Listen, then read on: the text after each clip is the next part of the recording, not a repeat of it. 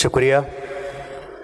आज इस ऐतिहासिक भूमि पर जमीयत उलेमा हिंद की तरफ से जो पीस और यूनिटी के लिए जो एक बड़ी कॉन्फ्रेंस कॉल की गई है, उस कार्यक्रम के लिए आप लोगों ने यहाँ मुझे आमंत्रित किया और बोलने का मौका दिया, इसलिए मैं ऑर्गेनाइजर्स लोगों का और आप सभी साथियों का शुक्रिया अदा करता हूँ। साथियों, लगभग 80 साल पहले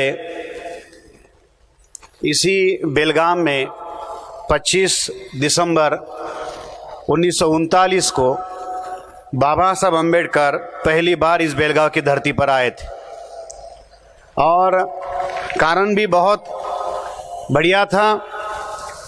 आज उसी घटना को 80 साल के बाद दोहराया जा रहा है। बहुत बड़ा मौका था। बेलगाम में 25 दिसंबर 1939 को मुस्लिम लीग की तरफ से एक प्रोग्राम रखा गया था और कारण ये था कि बैरिस्टर जीना साहब का जन्मदिन मनाया जा रहा था और बैरिस्टर जीना जी के जन्मदिन के कार्यक्रम के लिए बाबा साहब अम्बेडकर को एक स्पेशल गेस्ट के तौर पर इनवाइट किया गया था। उस कार्यक्रम की सदारत मौलाना कुतुबुद्दीन अहमद साहब कर रहे थे और लगभग हम ये कह सकते कि 5000 से ज़्यादा का उस ज़माने में वहाँ पर सारे कार्यकर्ता इकट्ठा हुए तो और एक बहुत बड़ी कॉन्फ्रेंस उस समय हुई थी। बाबा साहब अम्बेडकर बेलगाम में 2 दिन रुके थे, 25 दिसंबर और 26 दिसंबर। 25 दिसंबर का ये कार्यक्रम होने के बाद में 26 दिसंबर को बेलगाम म्युनिसिपल कॉरपोरेशन की तरफ से बाबा साहब अम्बेडकर को सम्मानित किया गया था और एक मान पत्र बाबा साहब अम्बेडकर को दिया गया था। बेलगाम की म्युनिसिपल कॉरपोरेशन से जितने भी लोगों को मान पत्र दिया गया था, हर बार कोई ना कोई नाम को लेके विवाद हुआ था, मगर बाबा साहब अम्बेडकर को जब मान पत्र दिया गया तो सर्वसम्मति से दिया गया था। पूरी कॉरपोरेशन की कमेटी उसमें सहमत थी और बाबा साहब का एक बड़ा कार्यक्रम करके सम्मान किया गया। और उसी शाम को 26 तारीख की शाम को बाबा साहब अम्बेडकर का एक बड़ा कार्यक्रम यहाँ बेलगाम में हुआ। वो 2 दिनों में लगभग 3 बड़े कार्यक्रम बाबा साहब अम्बेडकर के बेलगाम में हुए और मैं ऐसे मानता हूँ कि आज जिस मकसद के लिए हम लोग ये कार्यक्रम कर रहे हैं, उसकी नींव हमें उस कार्यक्रम में दिखाई देती है। जब बैरिस्टर जीना जी का जन्मदिन मनाया जा रहा था तो उस समय बाबा साहब अम्बेडकर ने वहां पर एक तकरीर की थी, बयान किया था, एक भाषण दिया। बाबा साहब अम्बेडकर भी बैरिस्टर थे और बैरिस्टर जीना भी वकालत करते थे। दोनों बहुत सारे समय से राजनीति में इकट्ठा थे, एक दूसरे के काफी नजदीकी दोस्त थे और उस समय जो आए हुए लोग थे उन लोगों को बताते हुए बाबा साहब अम्बेडकर ने एक बड़ा संदेश उन लोगों को दिया था, जिस बात की आज हम लोगों को जरूरत है। उस अपने ऐतिहासिक भाषण में लगभग आज से 80 साल पहले बाबा साहब अम्बेडकर ने कहा था, लिंगायत, मराठा, मुस्लिम और शेड्यूल कास्ट, आदिवासी और ओबीसी के लोगों को मिलजुल कर एक लड़ाई लड़नी चाहिए। क्यों? क्योंकि ये सारे मजलूम हैं और मजलूमों के साथ में मिलकर लड़ाई लड़नी चाहिए। अगर इस देश के मजलूम इकट्ठा हो जाते हैं तो वो अपना भविष्य बनाने लायक हो सकते हैं। तो उस 80 साल पहले की उस परिषद में बाबा साहब अम्बेडकर ने लिंगायत भाइयों को, मराठा भाइयों को, मुसलमान भाइयों को और इस देश का जो अछूत है उन सारे भाइयों को ये कहा था कि हमें मिलजुल कर इस देश की जो लड़ाई है, अपने हक अधिकार की लड़ाई है, उसको लड़ना है। साथियों, आज इस कार्यक्रम में वो सारा जो बाबा साहब अम्बेडकर का जो सोच था कि लिंगायत, मराठा, मुसलमान और इस देश का जो ओबीसी है, इस देश का जो शेड्यूल कास्ट है, आदिवासी है, वो एक आकर लड़ाई लड़नी चाहिए। जमीयत की तरफ से साथियों ये कोशिश की गई। ये बहुत बड़ी बात है। मैं बहुत ज्यादा मुबारकबाद देता हूं मदनी साहब और उनके सारे साथियों की इस बात की लड़ाई को आगे लेकर जाने की कोशिश हो रही है। साथियों, उसी कार्यक्रम में 25 और 26 तारीख के भाषण में बाबा साहब अम्बेडकर ने एक और बड़ा संदेश हम लोगों को दिया था। आजादी का दौर चल रहा था, उसी समय बाबा साहब अम्बेडकर ने आजादी की लड़ाई लड़ने वाले लोगों को सवाल पूछा था कि आप कौन सी आजादी चाहते हो और आपकी आजादी की व्याख्या क्या है। बाबा साहब अम्बेडकर का एक फेमस भाषण साथियों हुआ और बाबा साहब ने उस समय कहा था कि आपकी आजादी का मतलब हमारे ऊपर राज, स्वराज आपका होगा और राज हमारे ऊपर होगा, ऐसी आजादी हमें मंजूर नहीं है। साथियों, आज इस देश के हालात, इस मुल्क के हालात उसी तरीके से है। हम ये कह सकते हैं कि भारत में एक अघोषित इमरजेंसी लागू है और उस इमरजेंसी के हालात साथियों आज हमारे सामने है। इस देश के हालात अगर आप उठाओ तो अखबार पढ़ने से डर लगता है, टीवी खोलने से डर लगता है। कहीं ना कहीं देश के कोने में इतनी ज्यादा उन्मादी भीड़ तैयार की गई है। आज आपने देखा होगा कि महाराष्ट्र से ट्रेनों में भर भर कर लोगों को अयोध्या भेजा जा रहा है। कार्यकर्ता ट्रेन में जा रहे हैं, जनरल में जहां जगह मिले वहां बैठकर जा रहे हैं और जिसकी अगुवाई में ये राम मंदिर बनाने की बात हो रही है वो अंबानी के प्लेन में बैठकर अयोध्या जा रहे हैं। मंदिर बनाने की बात चल रही है सीता के पति की, मगर खर्चा उठा रहा है नीता का पति। मंदिर बनाया जाएगा सीता के पति के नाम से, मगर सारा खर्चा कौन उठा रहा है? नीता का पति। अब ये सारे के सारे चलाने वाले लोग सीता के पति के लिए कुछ नहीं कर रहे। क्यों? सीता के पति को वोट डालने का अधिकार नहीं है।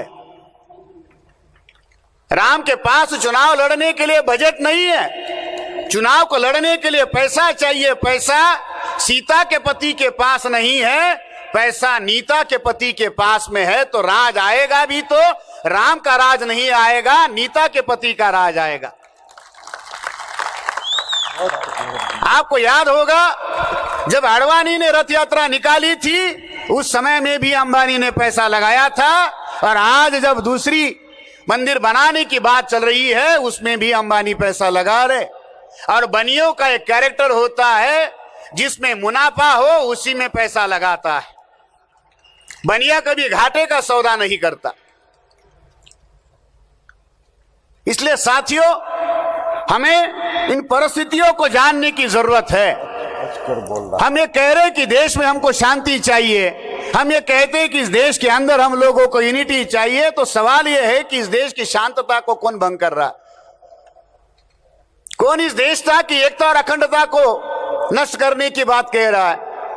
अगर इस बात को हम लोग जानेंगे नहीं, इस बात को हम लोग समझेंगे नहीं और केवल आह्वान करते बैठेंगे, साथियों केवल आपके आह्वान से इस देश के अंदर इंसाफ कायम नहीं होगा।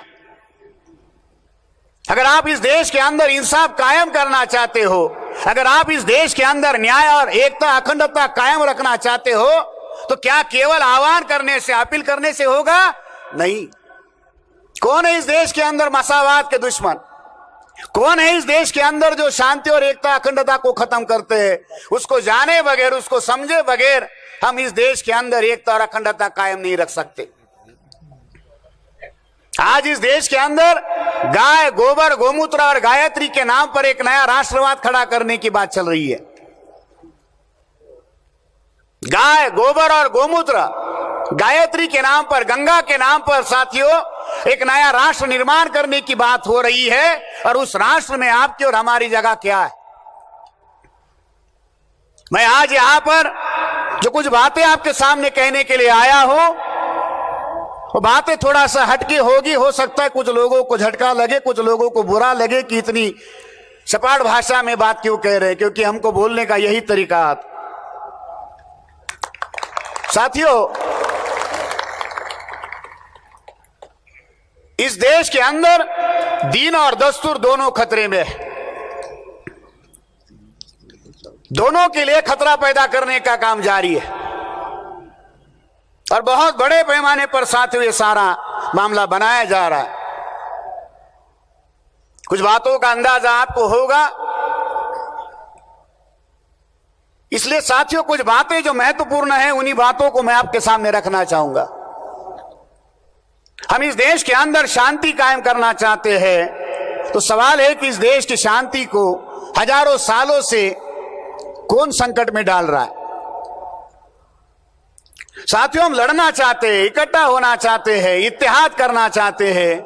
तो साथियों, मैं आपको सवाल पूछना चाहता हूं, क्या बगैर बेदारी का इत्तेहाद हो सकता है? क्या इत्तेहाद होना चाहिए, मगर इत्तेहाद की भी एक पहली शर्त है कि हमें बेदारी के साथ में इत्तेहाद करना होगा। अगर हमारे अंदर बेदारी नहीं है, जागृति नहीं है, तो साथियों हम लोग इत्तेहाद करेंगे, इत्तेहाद होगा मगर वो हमारे हित का नहीं होगा। क्या हमारे अंदर जागृति है कि हमारे दोस्त और दुश्मन कौन है? अगर हम अपने दोस्त और दुश्मन को पहचानेंगे नहीं, तो साथियों हम लोग इत्तेहाद करने की बात कहेंगे तो क्या होगा? मजलूम का मजलूम के साथ इत्तेहाद हो सकता है, होना ही चाहिए। मजलूम का जालिम के साथ इत्तेहाद नहीं हो सकता। अगर हम जालिम के साथ में खड़ा हो जाए तो साथियों इससे जो इंसाफ हम इस देश के अंदर लाना चाहते, अमन की बात करना चाहते, नहीं होगा। मगर हमारा संकट यह है कि हम अपने दुश्मन को पहचान नहीं पा रहे, या पहचानने के जो तरीके हैं वो हमारे पास नहीं है, या दुश्मन का खुलकर विरोध करने की जब बारी है तो उसके बारे में भी हम लोगों को सोच समझकर रणनीति बनाकर लड़ने की जरूरत है। कौन है इस देश के अंदर साथियों हमारा दुश्मन? बेदारी यही से शुरू होती है। साथियों, जिन लोगों को अपने दोस्त और दुश्मन की पहचान नहीं होती साथियों, वो कभी भी अपना बचाव नहीं कर पाते। इसलिए हमें अपने दोस्त और दुश्मन को जानने समझने की जरूरत है। कौन है हमारे दोस्त और कौन है हमारे दुश्मन? इस देश के अंदर मसावाद को मानने वाली एक बड़ी विचारधारा है।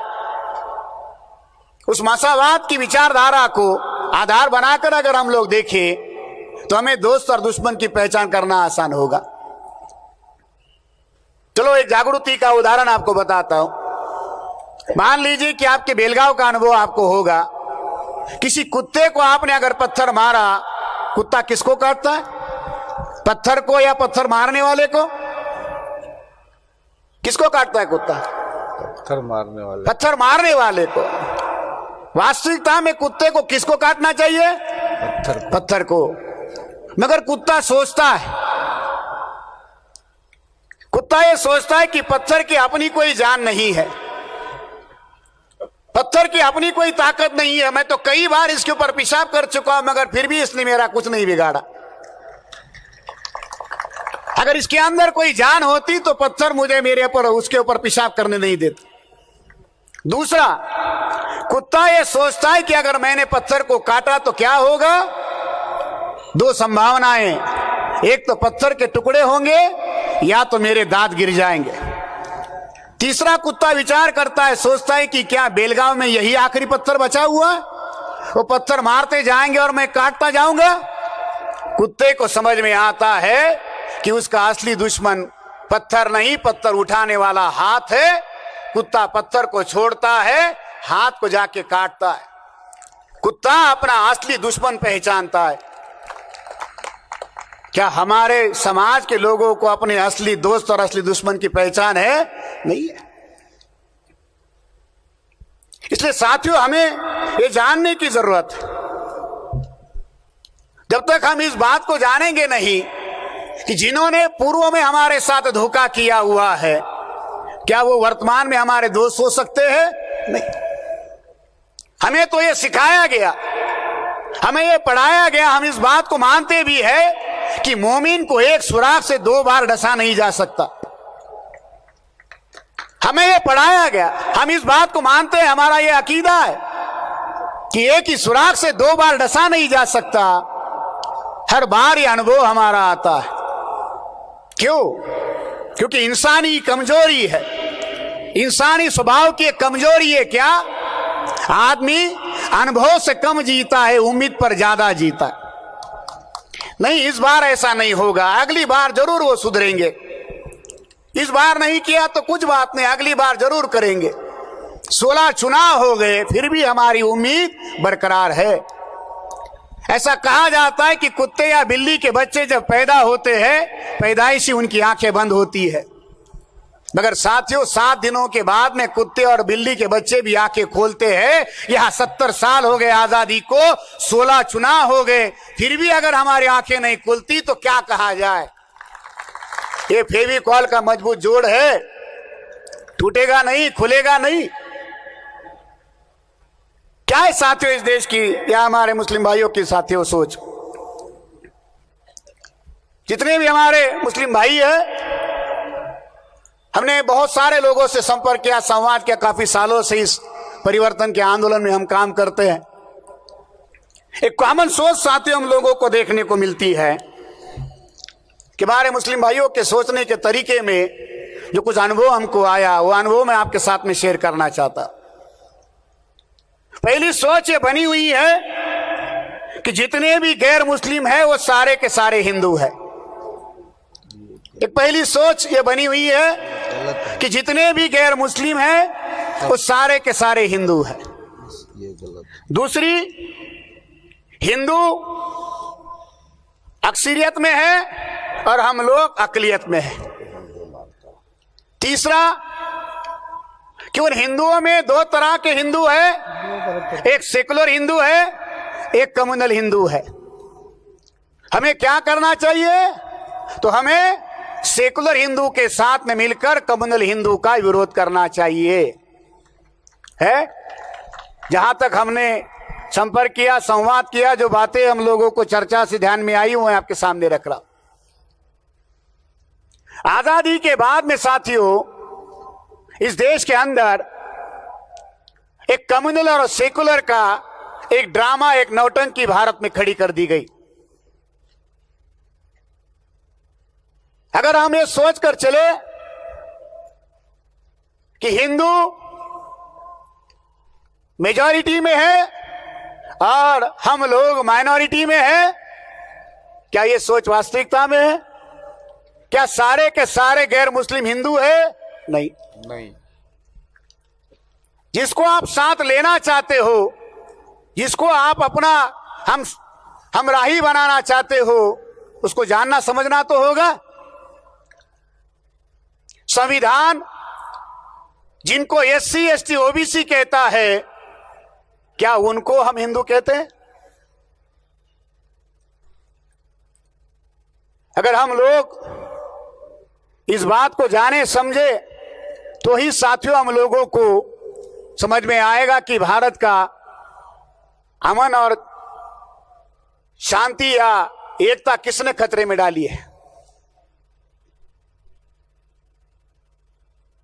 इस देश में साथियों एक कम्युनल और सेकुलर का जो खेल खेला जा रहा है, जब तक हम इसी लाइन पर सोचते रहेंगे, इसी लाइन पर अपनी बात बनाते रहेंगे साथियों, तब तक साथियों हम लोग इस लोकतंत्र के अंदर अपना कोई भविष्य बना नहीं सकते।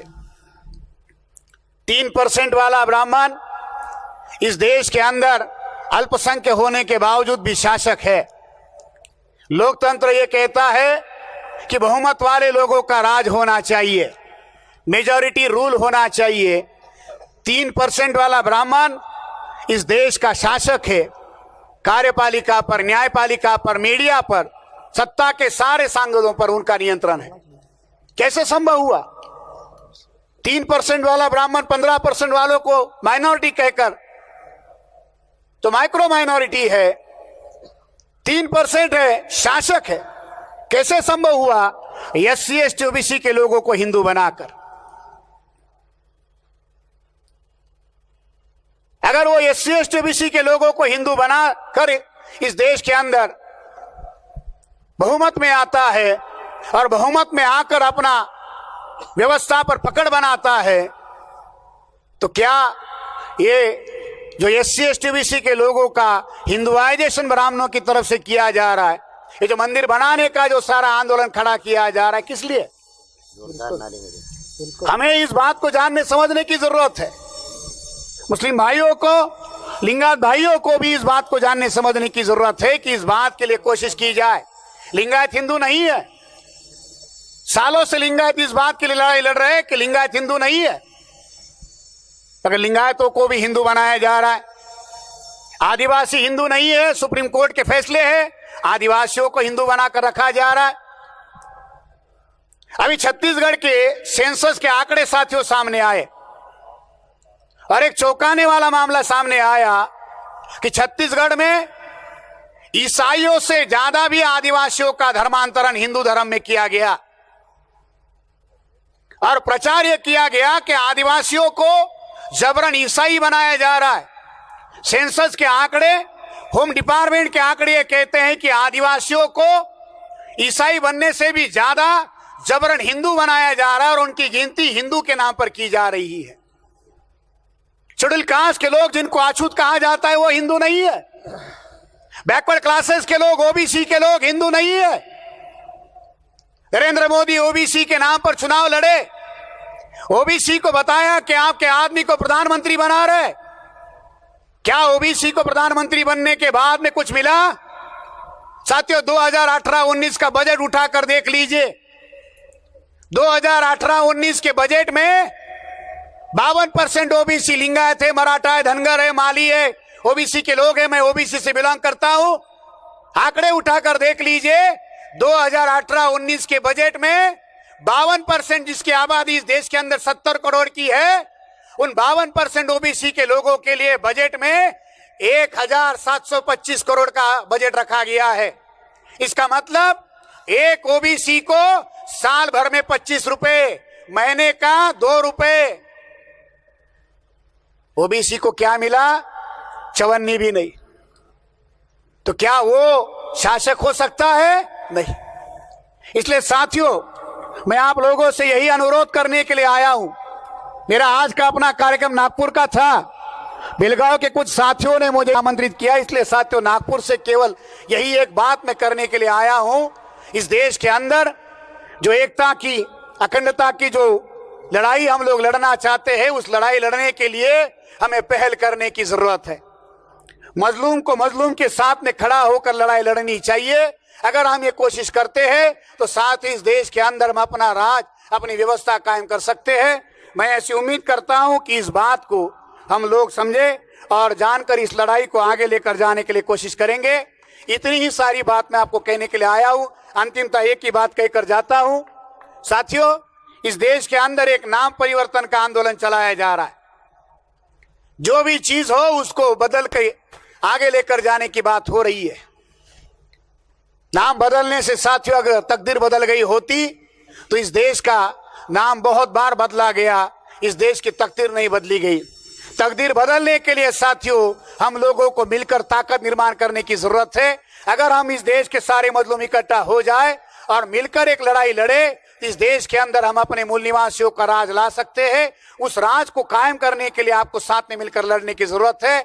हम बामसे पर बहुजन क्रांति मोर्चा की तरफ से कोशिश कर रहे हैं। आशा है कि इस लड़ाई में हम भी मिलकर साथ में लड़ाई लड़े। आपने मुझे यहाँ बुलाया, बोलने का मौका दिया, आप सभी साथियों का शुक्रिया अदा करता हूँ। धन्यवाद। जय मूल निवासी।